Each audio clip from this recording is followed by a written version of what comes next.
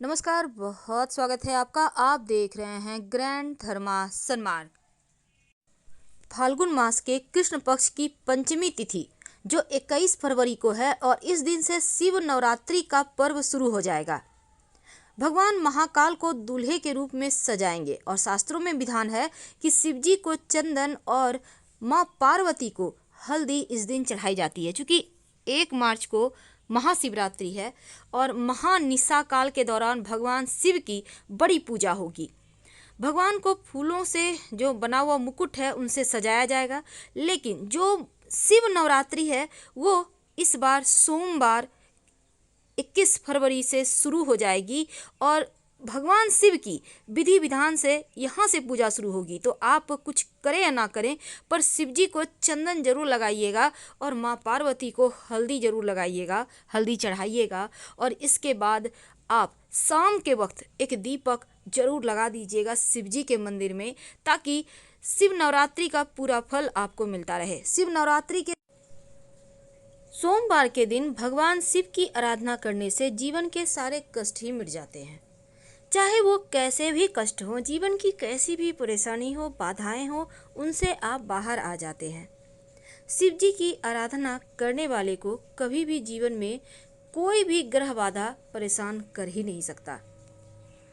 शिव जी पर तमाम तरीके के चीज़ें, वस्तुएं अर्पित की जाती हैं ताकि आपके जीवन के परेशानियों को दूर आप कर सकें।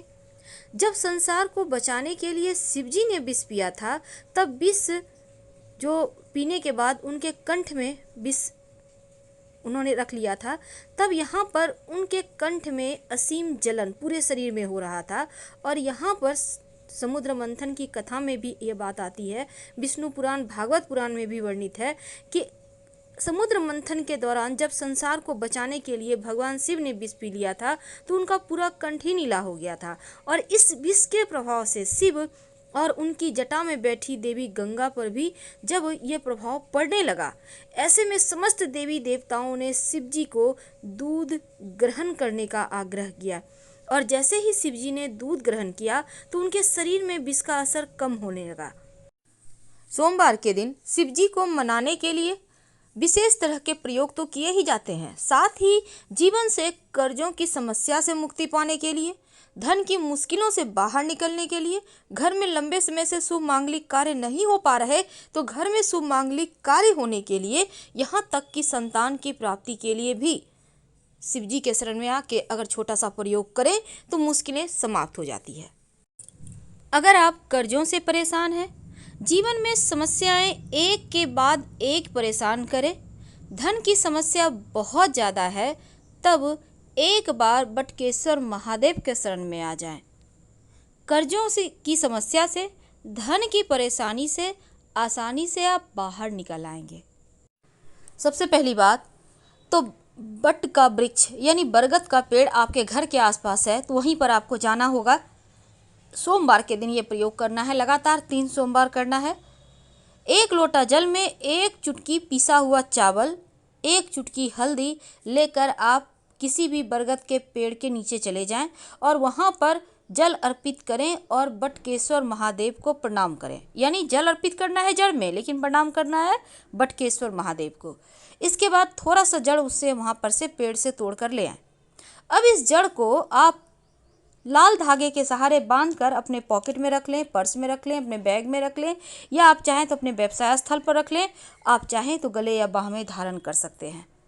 धन की मुश्किलें भी दूर होगी, कर्जों की समस्या से मुक्ति मिल जाएगी। आइए अब जानते हैं एक छोटा सा प्रयोग जो जीवन के सारे कष्टों को धर लेगा, दूर कर देगा। कई बार क्या होता है, शत्रु बहुत परेशान करते हैं, आप हार चुके होते हैं कि क्या करें, कैसे भगवान हम इस परेशानी से बाहर निकलें, कैसे हम तमाम बंधनों से मुक्त हो जाएं। इस मोह माया जाल में हम इस कदर फंस जाते हैं कि कभी कभी बहुत ज़्यादा उलझनें होती हैं, समझ में नहीं आता कौन अपना है कौन पराया, क्योंकि हर कोई हर किसी के साथ गेम खेल रहा होता है। लेकिन फिर भी हम उन्हीं रिश्तों को निभाना जानते हैं क्योंकि हमारी परंपरा ही ऐसी है। तो चलिए अब हम जानते हैं सिंपल तरीके से कैसे दुश्मनों से मुक्ति पाएं। देखिए, आप किसी भी सोमवार को ये उपाय कर सकते हैं। आपको चाहिए होगा 11 काली मिर्च और थोड़ा सा कच्चा दूध।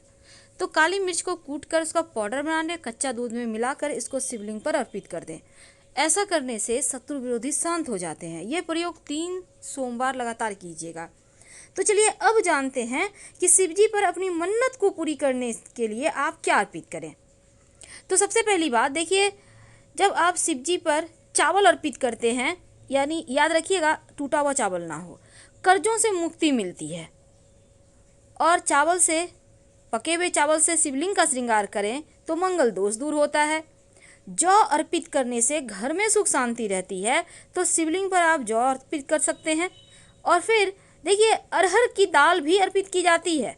माना जाता है कि अगर शिवलिंग पर आप अरहर की दाल या अरहर के पत्ते अर्पित करें तो धन और ऐश्वर्य की कमी जीवन में कभी नहीं होती, दिन ब दिन बढ़ता ही चला जाता है।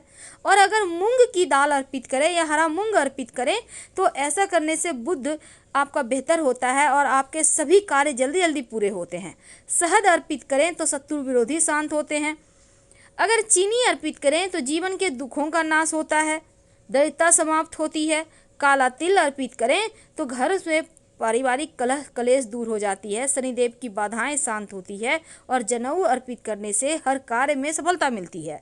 ये तो थी शिव जी को प्रसन्न करने का सिंपल सा प्रयोग, जो आप किसी भी सोमवार के दिन कर सकते हैं और आपको इसके रिजल्ट हाथों हाथ मिलेंगे।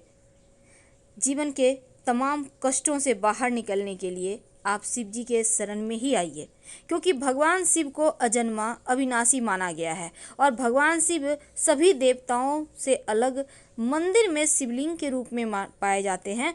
और इसीलिए जब भी आप उनकी आरती करें शिव जी की, तो 1, 5, 7, 11 या 21 बातियां रखकर ही आरती करें, या आप चाहें तो कपूर से भी आरती कर सकते हैं।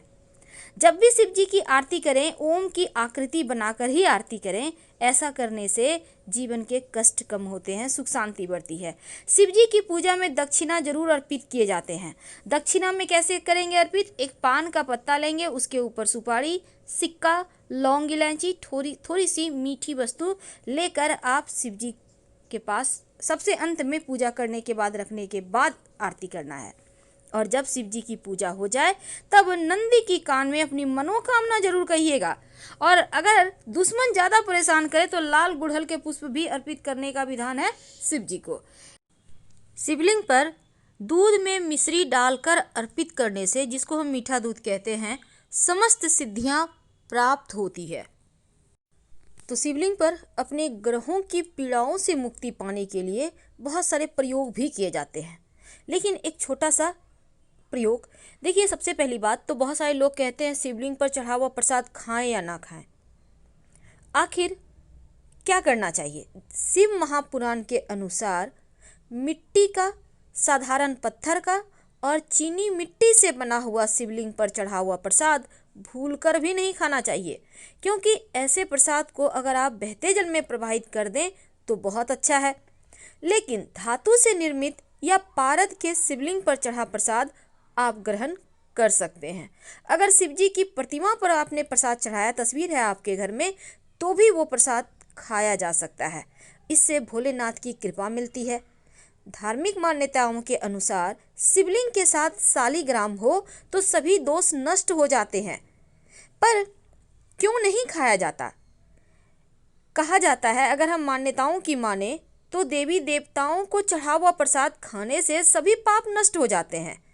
लेकिन शिवलिंग पर चढ़ा हुआ प्रसाद, चूंकि शिव जी के मुख से चंडेश्वर नामक गण उत्पन्न हुआ था और माना जाता है शिवलिंग पर चढ़ा प्रसाद चंडेश्वर का भाग होता है, इसीलिए शिवलिंग पर चढ़ा हुआ प्रसाद ग्रहण करने की मनाही है। लेकिन शिव पुराण के अनुसार सभी शिवलिंग पर चढ़ा हुआ प्रसाद चंडेश्वर का भाग नहीं होता।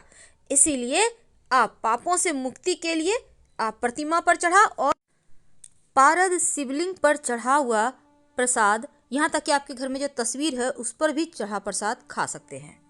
लेकिन अब जानते हैं वो दिया, चमत्कारिक दिया, जो आपके जीवन के धन की मुश्किलों से आपको बाहर निकालेगा और बड़ा से बड़ा कर्जों से बाहर साथ ही साथ आप जो भी चाहें, जितना भी चाहें वो आपको देगा।